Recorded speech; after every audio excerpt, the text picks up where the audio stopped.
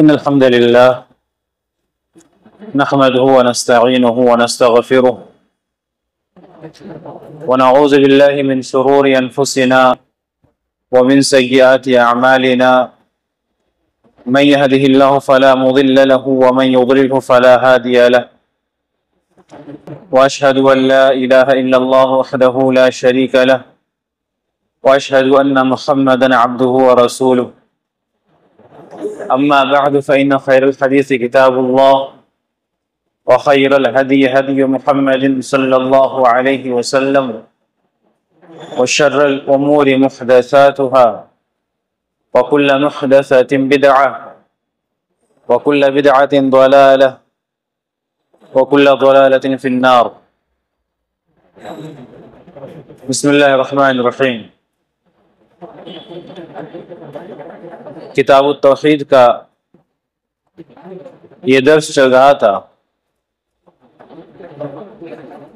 آج کا جو باب ہے، جو چیپٹر ہے، وہ ہے باب الشفاعہ، شفاعت کے سلسلے میں. زمانہ قدیم سے جتنے بھی مشرکین پیدا ہوتے ہیں یا اللہ تبارک و تعالیٰ کے علاوہ غیر اللہ کی پوجا کرنے والے ہوتے ہیں، ان تمام کی بس ایک ہی دلیل رہتی ہے کہ ہم جو غیر اللہ کی عبادت کر رہے ہیں، ان کی عبادت ہم اس لیے نہیں کر رہے ہیں کہ یہ آسمان اور زمین کے مالک ہیں، یہ ہواؤں کو چلاتے ہیں، رزق دیتے ہیں، خزانوں کی کنجیاں ان کے پاس ہیں، یہ اولاد دینے پہ قدرت رکھتے ہیں، بلکہ وہ یہ دلیل دیتے ہیں کہ ہم غیر اللہ کی عبادت صرف اور صرف اس لیے کر رہے ہیں کہ یہ ہمیں اللہ تبارک و تعالیٰ سے قریب کر دیں، ہمارے اللہ تبارک و تعالیٰ کے پاس سفارشی بنے، ہماری شفاعت کریں اللہ تبارک و تعالیٰ کے پاس. یہی ان کا کہنا ہوتا ہے. کوئی بھی مشرک، اللہ کے نبی صلی اللہ علیہ وسلم کے زمانے کے بھی مشرک یہ نہیں کہتے تھے کہ یہ جو اللہ کے نبی صلی اللہ علیہ وسلم جس رب کی طرف بلاتے ہیں، ان کے علاوہ جن کی پرستش کی جا رہی ہے وہ تمام اختیارات کا مالک رکھتا ہے. نہیں، وہ اس لیے عبادت کرتے تھے مَا نَعْبُدُهُمْ إِلَّا لِيُقَرِّبُونَا إِلَى اللَّهِ زُلْفَىٰ، کہ ہم اس لیے عبادت کرتے ہیں کہ ہمیں اللہ تبارک و تعالیٰ سے قریب کر دے. تو یہ جو شفاعت کا مسئلہ ہے، یہ بڑا پرانا مسئلہ ہے، اور عقیدہ توحید میں، توحید کی دنیا میں بڑا اہمیت کا حامل ہے یہ شفاعت. شفاعت کے تعلق سے ہم مسلمانوں کے درمیان بڑی افراط و تفریط ہوتی ہے. شفاعت کے تعلق سے لوگ 3 گروہوں میں تقسیم ہے، ان کا تذکرہ آئے گا انشاءاللہ. لیکن جو بہترین گروہ اور حق والا گروہ وہ اہل سنت والجماعت کا گروہ ہے. تو یہ شفاعت ہے جو اللہ تبارک و تعالیٰ کے لیے خاص ہے. اگر اس شفاعت کے اندر بھی ہم نے غیر اللہ کو اختیار دے دیا تو گویا کہ ہم نے اللہ تبارک و تعالیٰ کے ساتھ شرک کیا. شفاعت کا نام شفاعت کیوں پڑا؟ اور سب سے پہلے تو شفاعت کہتے کسے ہیں؟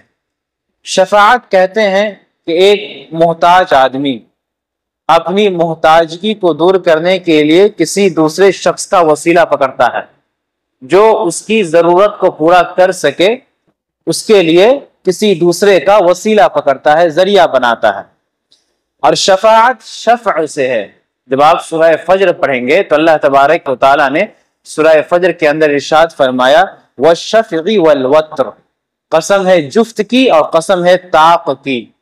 جفت کہتے ہیں جوڑے کو، اسی سے ہے شفاعت، شفع سے ہے شفاعت، کہ ایک شخص اپنی حاجات کو پورا کرنے میں پہلے پہل اکیلا رہتا ہے اپنی حاجات کے ساتھ، پھر وہ کسی کو اپنا سفارشی بناتا ہے، کسی کو وسیلہ بناتا ہے کہ اس کی ضرورتیں پوری ہو. تو یہ دونوں مل کر گویا کہ ایک جوڑا بن جاتے ہیں، 2 لوگ بن جاتے ہیں. اسی وجہ سے اس کا نام شفاعت پڑا. یہ ہے شفاعت. شفاعت اچھی بھی ہوتی ہے اور شفاعت بری بھی ہوتی ہے. شفاعت حسنہ ہے اور شفاعت سیئہ ہے. اگر آپ کی کوئی جائز ضرورت ہے، آپ اپنی ان جائز ضرورتوں کے پورا کرنے کے لیے جائز وسیلہ اپنا رہے ہیں تو یہ شفاعت حسنہ ہے، بہترین شفاعت ہے۔ لیکن اگر کوئی برے کام کے لیے آپ وسیلہ اپنا رہے ہیں، مثال کے طور پر اللہ تبارک و تعالیٰ کی کوئی حد لگی ہو کسی کے اوپر، جیسا کہ اللہ کے نبی صلی اللہ علیہ وسلم کے زمانے میں ایک قبیلہ بنو مخزوم کی ایک عورت تھی، مخزومیہ خاتون تھی، اس کے اوپر ایک حد لگی تھی کہ اس کے ہاتھ کو کاٹا جانا تھا، کسی کے اوپر حد لگی ہو۔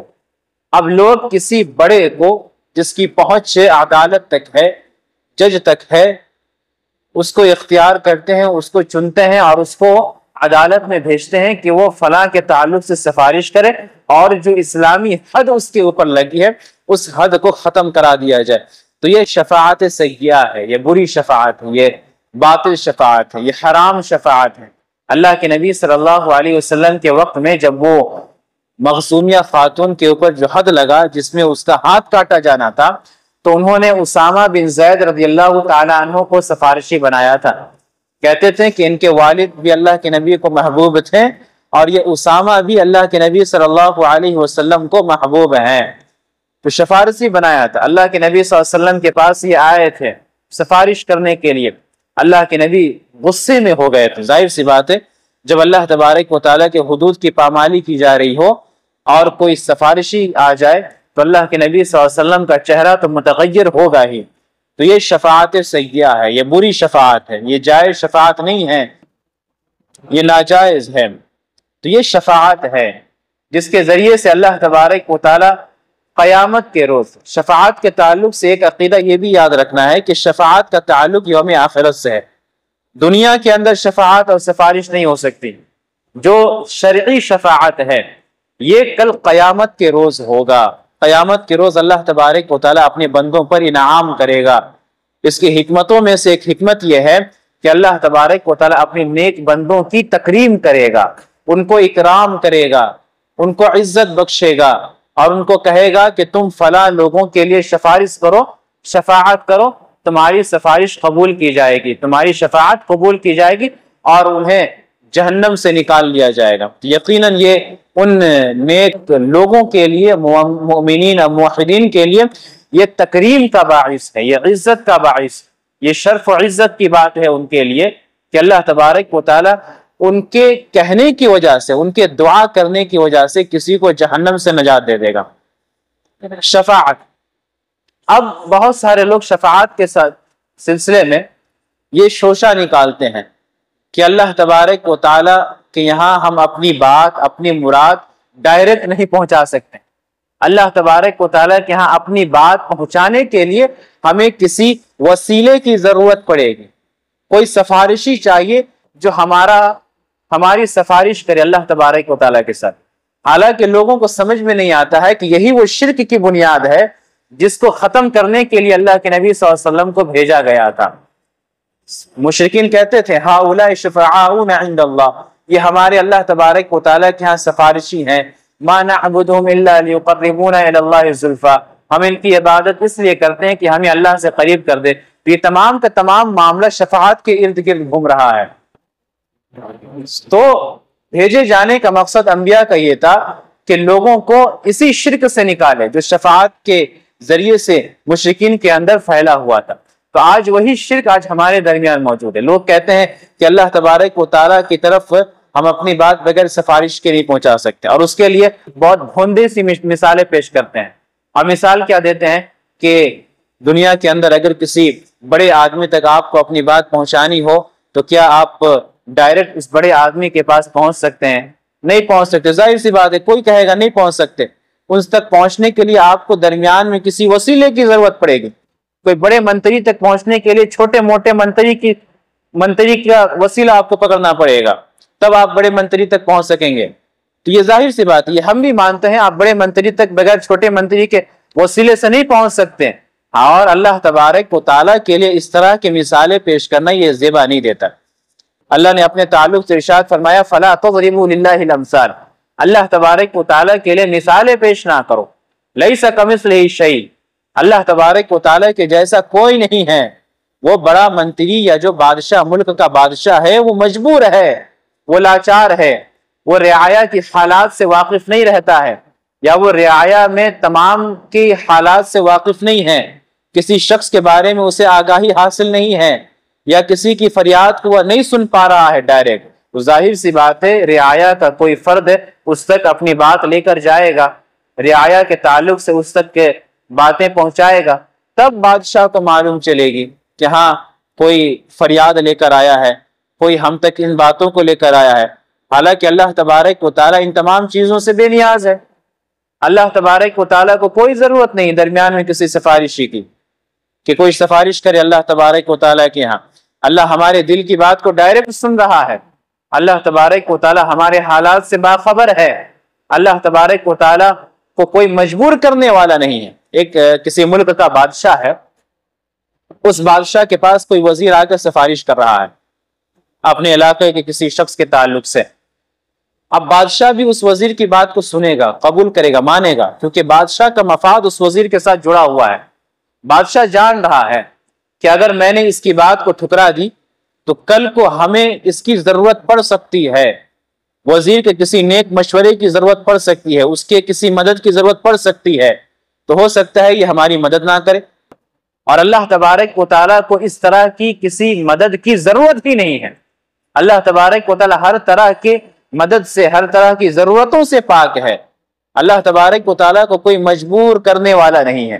تو یہ سفارش کرنا یہ دنیا کی ضرورتیں ہیں، اللہ تبارک و تعالیٰ کی ضرورتیں نہیں ہیں۔ تو یہی وجہ ہے کہ جس کی وجہ سے اللہ تبارک و تعالیٰ نے انبیاء کو بھیجا کہ وہ لوگوں کو اس شرک سے نکالے۔ اللہ تبارک و تعالیٰ نے اس سلسلے میں قرآن مجید کے اندر بے شمار آیتیں نازل فرمائی ہیں۔ سب سے پہلی آیت سورہ انعام کی آیت نمبر 51 میں اللہ تبارک و تعالیٰ ارشاد فرماتا ہے وَأَنذِرْ بِهِ الَّذِينَ يَخَافُونَ أَن يُحْشَرُوا إِلَىٰ رَبِّهِمْ لَيْسَ لَهُم مِّن دُونِهِ وَلِيٌّ وَلَا شَفِيعٌ لَعَلَّهُمْ يَتَّقُونَ۔ یہ سورہ انعام کی آیت نمبر 51 ہے، جس کا ترجمہ یہ ہے کہ اللہ تبارک و تعالیٰ ارشاد فرما رہا ہے کہ اے محمد صلی اللہ علیہ وسلم، تم اس علم کے ذریعے، اس وحی کے ذریعے، یعنی قرآن مجید کے ذریعے ان لوگوں کو نصیحت کرو جو اس بات کا خوف رکھتے ہیں کہ اپنے رب کے سامنے کبھی اس حال میں پیش کیے جائیں گے کہ ان کے سوا وہاں کوئی ایسا ذی اقتدار نہ ہوگا جو ان کا حامی اور مددگار ہو یا ان کی سفارش کرے۔ اس نصیحت سے متنبہ ہو کر شاید کہ وہ تقوی اختیار کر لیں۔ اس آیت کریمہ کے اندر مومنین کو خطاب کیا جا رہا ہے کہ مومنین اپنے دل میں یہ عقیدہ رکھتے ہیں، یہ اعتقاد رکھتے ہیں کہ کل قیامت کے روز اللہ تبارک و تعالیٰ کے یہاں کوئی ولی نہیں ہوگا، کوئی سفارشی نہیں ہوگا۔ یہ مومنین کا عقیدہ ہے۔ اور مومنین کے علاوہ جو کفار ہیں، جو مشرکین ہیں، ان کا عقیدہ یہ ہے کہ اللہ تبارک و تعالیٰ کے علاوہ بھی کوئی سفارش کر سکتا ہے، ہمارا کوئی ولی بن سکتا ہے، کوئی ہمارا کارساز ہو سکتا ہے۔ تو سفارش کے تعلق سے، شفاعت کے تعلق سے لوگوں کے تین گروہ ہیں۔ ایک معتزلہ اور خوارج کا گروہ جو گناہ کبیرہ کے مرتکب کو دائرہ اسلام سے خارج مانتے ہیں، اور جب دائرہ اسلام سے خارج مانے تو انہوں نے سفارش کا بالکلیہ انکار کر دیا۔ انہوں نے کہا کہ شفاعت نام کی کوئی چیز ہی نہیں ہے، قیامت کے روز اللہ تبارک و تعالی جب فیصلہ فرما دے گا تو یہ شفاعت وغیرہ کوئی چیز نہیں ہوگی، جنت والے جنت میں چلے جائیں گے، جہنم والے جہنم میں چلے جائیں گے۔ یہ معتزلہ کا اور خوارج کا عقیدہ ہے، اور یہود و نصارہ کا بھی کچھ اسی طرح کا عقیدہ ہے۔ ایک دوسرا عقیدہ ان لوگوں کا جو شفاعت کے تعلق سے بہت کوتاہی اور سستی کے شکار ہیں، ان کا یہ عقیدہ ہے کہ ہر ولی، ہر نبی اللہ تبارک و تعالیٰ کے ہاں سفارش کر سکتا ہے، ہر نیک بندہ اللہ کے ہاں بغیر کسی ہچکچاہٹ کے، بغیر کسی جھجک کے سفارش کر سکتا ہے۔ اور ایک اہل سنت والجماعت کا عقیدہ ہے جو تفصیلات کا مطلوب ہے، جو چند شرائط سے مشروط ہے، مقید ہے۔ وہ شرائط کیا ہیں؟ پہلی شرط یہ ہے کہ شفاعت کل قیامت کے روز اللہ تبارک و تعالیٰ کی اجازت سے ہوگا۔ اللہ تبارک و تعالیٰ ارشاد فرماتا ہے وَلَا يَشْفَعُونَ إِلَّا لِمَنِ ارْتَضَىٰ، کہ کوئی بھی قیامت کے روز سفارش نہیں کر سکے گا مگر اس کے لیے جس کے لیے اللہ تبارک و تعالیٰ اجازت دے۔ إِلَّا مَنْ أَذِنَ لَهُ، جس کو اللہ تبارک و تعالیٰ جس کے لیے اجازت دے اسی کے لیے سفارش کی جائے گی۔ تو سفارش اللہ تبارک و تعالیٰ کی اجازت سے ہوگا۔ مَنْ ذَا الَّذِي يَشْفَعُ عِنْدَهُ إِلَّا بِإِذْنِهِ، اللہ کی اجازت سے سفارش کی جائے گی۔ دوسری شرط یہ ہے کہ اللہ تبارک و تعالی حکم دے گا جسے وہی سفارش کر سکے گا. ہر کوئی سفارش کے لیے کھڑا نہیں ہو سکے گا، ہر کوئی سفارش نہیں کر سکتا. اللہ تبارک و تعالی نبیوں کو حکم دے گا تو نبی سفارش کرنے کے لیے کھڑے ہوں گے. اپنے نیک بندوں مومنین اور موحدین کو حکم دے گا تو وہ کھڑے ہوں گے سفارش کرنے کے لیے. تیسری شرط یہ ہے کہ اللہ جس کے لیے حکم دے گا وہی اسی کے لیے سفارش ہو سکے گی، اسی کے لیے شفاعت ہوگی اور کسی کے لیے شفاعت نہیں ہوگی. یہ تین شرطوں کے ساتھ شفاعت مقید ہے، مشروط ہے. پہلی شرط یہ کہ اللہ تبارک و تعالیٰ کی اجازت ہوگی تب شفاعت ہوگی. دوسری شرط یہ ہے کہ جو شفاعت کے لیے اٹھے گا وہ اللہ تبارک و تعالیٰ نے اسے اجازت دیا ہو، اسے حکم دیا ہو کہ تم سفارش کرو. اور تیسری شرط یہ ہے کہ جس کے لیے شفاعت کی جا رہی ہے وہ بھی اللہ تبارک و تعالیٰ متعین کرے گا کہ اس کے لیے شفاعت کی جائے گی. ورنہ ہر کوئی، جیسا کہ عقیدہ گڑھ لیا گیا ہے کہ ہر ولی اللہ اور اللہ تبارک و تعالیٰ کے نیک لوگ ہمارے سفارشی بنیں گے، تو یہ غلط عقیدہ ہے، یہ باطل عقیدہ ہے، یہ شرکیہ عقیدہ ہے. اس دنیا کے اندر اگر ہم نے یہ عقیدہ اپنایا کسی نیک لوگوں کی طرف سے یا کسی ولی اللہ کے لیے کہ اس کے قبر کے پاس جا کر ہم نے ان سے یہ گہار لگائی کہ آپ ہمارے لیے سفارش کر دیجئے گا قیامت کے روز، تو یہی وہ شرکی عقیدہ ہے. اس کے مقابلے میں ہونا تو یہ چاہیے تھا کہ ہم اللہ تبارک و تعالیٰ سے دعا کرتے ہیں کہ اللہ ہمیں کل قیامت کے روز اپنے نبیوں کا شفاعت کا مستحق بنا. ایسا ہونا چاہیے تھا. اللہ کے نبی صلی اللہ علیہ وسلم سے اس طرح کی کئی روایتیں منقول ہیں. تو یہ تین شروط ہیں شفاعت کے تعلق سے، اور جب ان میں سے کسی ایک شرط کا بھی فقدان ہو تو ظاہر سی بات ہے وہ شفاعت قابل قبول نہیں ہوگی. اسی طریقے سے اللہ تبارک و تعالیٰ نے اپنے معزز فرشتوں کے تعلق سے ارشاد فرمایا وَكَمْ مِن مَلَكٍ فِي السَّمَاوَاتِ لَا تُغْنِي شَفَاعَتُهُمْ شَيْئًا إِلَّا مِن بَعْدِ أَن يَأْذَنَ اللَّهُ لِمَن يَشَاءُ وَيَرْضَىٰ. یہ سورہ نجم کی ایک آیت ہے. اللہ تبارک و تعالیٰ کے سب سے معزز مکرم مخلوق فرشتے ہیں جو اللہ تبارک و تعالیٰ کی عبادت میں لگے ہوئے ہیں، نافرمانی نہیں ہوتی ہے ان سے، وہ دائمی اللہ کی عبادت میں لگے ہوئے ہیں. اور ان کے تعلق سے بھی اللہ ارشاد فرما رہا ہے کہ آسمان میں کتنے ایسے بزرگ اور معزز فرشتے ہیں کہ جن کی شفاعت کچھ بھی کام نہیں آئے گی کل قیامت کے روز. اگر وہ شفاعت کر دیں بغیر اللہ کی اجازت سے، پہلے تو وہ شفاعت کریں گے نہیں بغیر اللہ تبارک و تعالیٰ کی اجازت.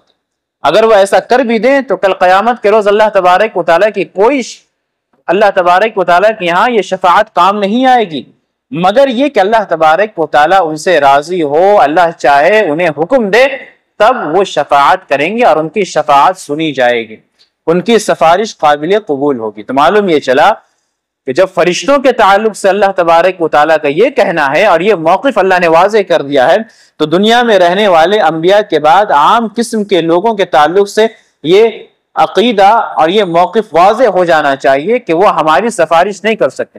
اگر ہمیں اپنے آپ کو نبی کے سفارش کا حقدار بنانا ہے تو ہمیں اس کے لیے وہ عمل کرنی ہوگی جس کا ذکر اللہ تبارک و تعالیٰ نے حدیثوں کے اندر کیا ہے. کہ حضرت ابو ہریرہ رضی اللہ تعالیٰ عنہ کہتے ہیں کہ اللہ کے نبی صلی اللہ علیہ وسلم سے سوال کیا من اسعد الناس بشفاعتک، کہ اللہ کے نبی صلی اللہ علیہ وسلم آپ کی شفاعت کا سب سے زیادہ حقدار کون ہے؟ اللہ کے نبی صلی اللہ علیہ وسلم نے کہا تھا کہ جس نے لا الہ الا اللہ کہا خالص اپنے دل کے ساتھ، اخلاص کے ساتھ لا الہ الا اللہ کے تقاضے کو پورا کیا، اس نے اس کے شروط کو پورا کیا، اس کے اوپر اس نے عمل کیا، تو وہ شخص میری شفاعت کا مستحق ہوگا. تو اگر ہم نے ان اصول کو اور ان اعمال کو اپنی زندگی میں نافذ کیا تو یقیناً ہم شفاعت کے مستحق ہوں گے اللہ کے نبی صلی اللہ علیہ وسلم کی، ورنہ ہمارے لیے سفارش نہیں کی جائے گی. جو مشرک ہوگا، مشرک کے لیے تو سفارش نہیں ہے، مشرک کے لیے کسی طرح کی کوئی شفاعت نہیں ہے. تو جو عقیدہ رکھتے ہیں کہ دنیا کے اندر ولی اللہ سفارش کر سکتے ہیں، تو سب سے پہلی چیز تو یہ کہ کیا پتہ اللہ تبارک و تعالیٰ کہ ہاں وہ ولی اللہ ہے بھی کہ نہیں ہے. دوسری چیز یہ کہ چلیے مان لیں کہ وہ اللہ کے یہاں ولی اللہ ہے، تو کیا کل قیامت کے روز اللہ ان کو اجازت دے گا بھی کہ نہیں دے گا. تیسری چیز یہ کہ اگر اللہ نے ان کو سفارش کرنے کی اجازت دی تو کیا اللہ تبارک و تعالیٰ میرے تعلق سے اجازت دے گا کہ نہیں دے گا کہ تم اس کے لیے سفارش کرو. بہت سارے کنڈیشن ہیں شفاعت کے. بہترین اور سنت طریقہ یہ ہے کہ انسان اللہ تبارک و تعالیٰ سے دعا کرے کہ اللہ ہمیں اپنے نبی کی کا سفارشی بنا، نبی ہمارے حق میں سفارش کریں. ہمیں اس لائق بنا، اس طرح ہونا چاہیے، نہ کہ وہ شرکیہ عقائد والی سفارش۔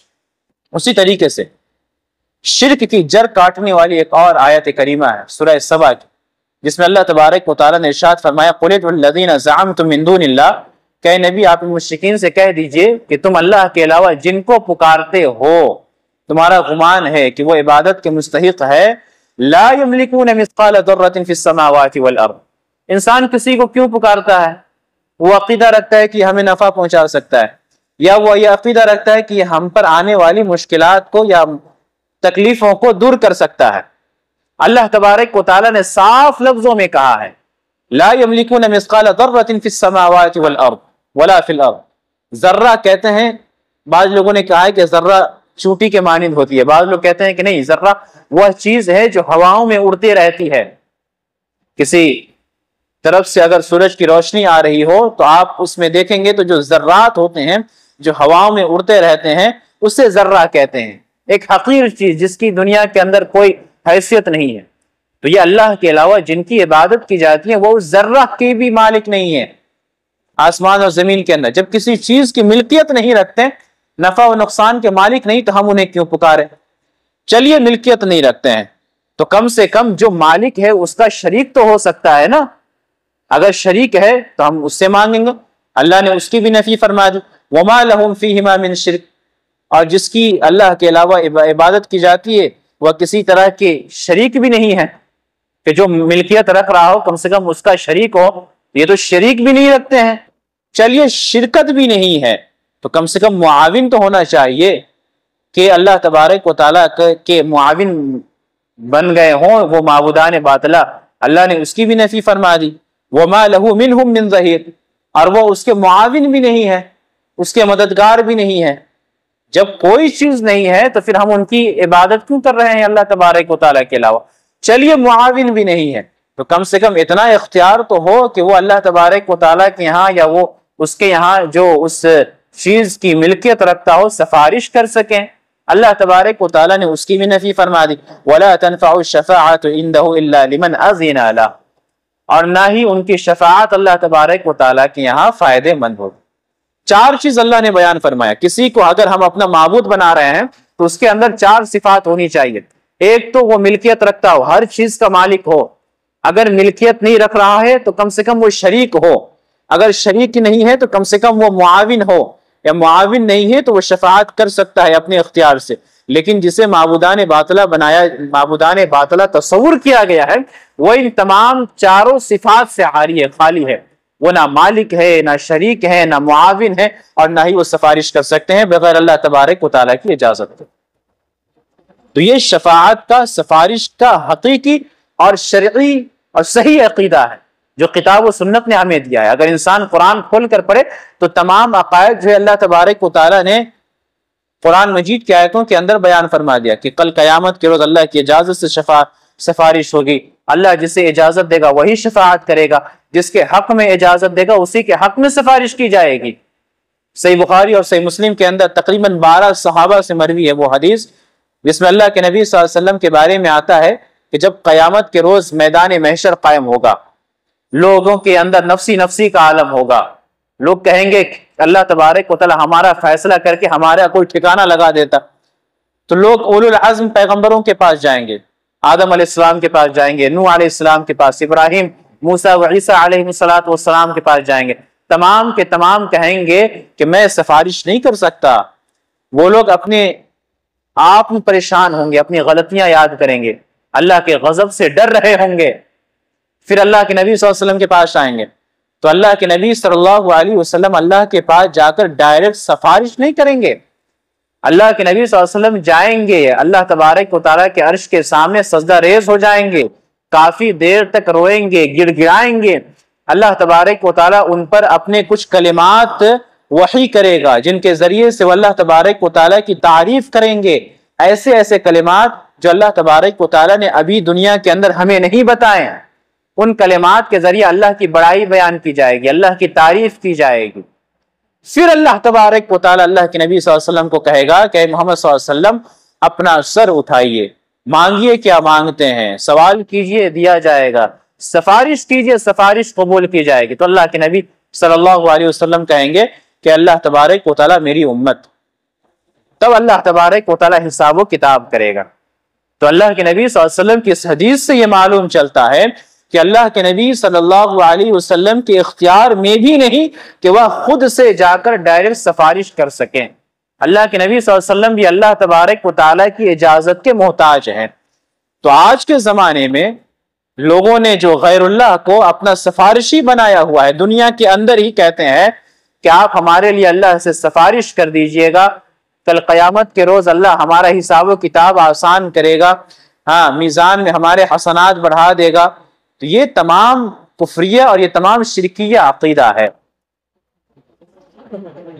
تو شفاعت کا جو حقیقی عقیدہ ہے وہ یہی عقیدہ ہے جو اس درس کے اندر بیان کی گئی۔ آخری بات، امام ابن قیم رحمہ اللہ نے شفاعت کو 6 حصوں میں تقسیم کیا ہے، جن میں سے کچھ حصہ اللہ کے نبی صلی اللہ علیہ وسلم کے ساتھ خاص ہے اور کچھ حصہ تمام مومنین موحدین انبیاء کے ساتھ، انبیاء کے لیے۔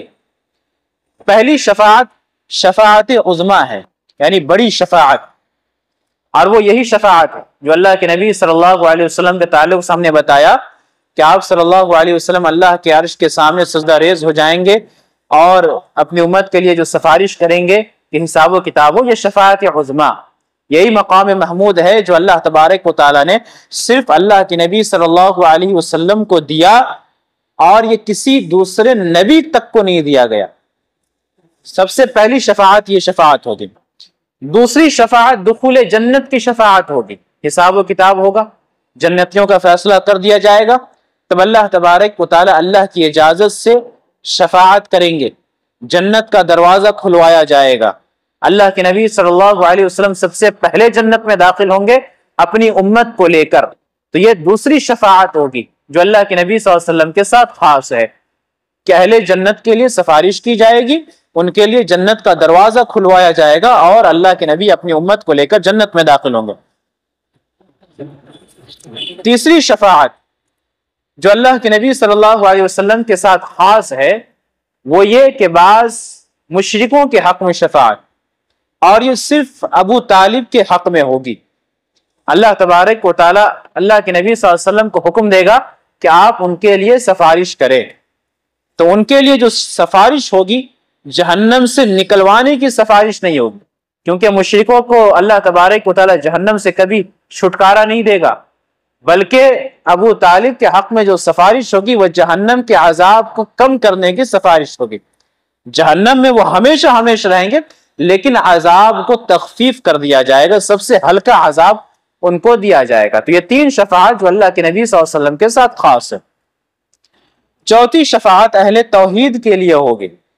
بعض اہل توحید ہوں گے جن کا اللہ تبارک و تعالیٰ نے لکھ دیا ہوگا کہ ان کے گناہوں کی پاداش میں ان کو جہنم میں ڈالا جائے، ابھی وہ جہنم میں گئے نہیں ہیں، جہنم میں جانے والے ہوں گے، تو اللہ تبارک و تعالیٰ اپنے نبیوں کو یا نیک مومنین موحدین کو یا اپنے ولیوں کو حکم دے گا کہ تم ان کے لیے سفارش کرو، ان کو جہنم سے آزادی دلوا دو، تو یہ سفارش کی جائے گی ان کے لیے، تو اللہ تبارک و تعالیٰ ان سے جہنم کو معاف کر دے گا، ان کو جہنم میں داخل نہیں کرے گا، ان کو اللہ تبارک و تعالیٰ جنت میں داخل کر دے گا، حالانکہ ان کے لیے جہنم میں جانے کا فیصلہ کیا جا چکا تھا، وہ جہنم میں جائیں گے نہیں، سفارش کے بنا پر، شفاعت کے بنا پر اللہ تبارک و تعالیٰ انہیں جہنم سے بچا لے گا۔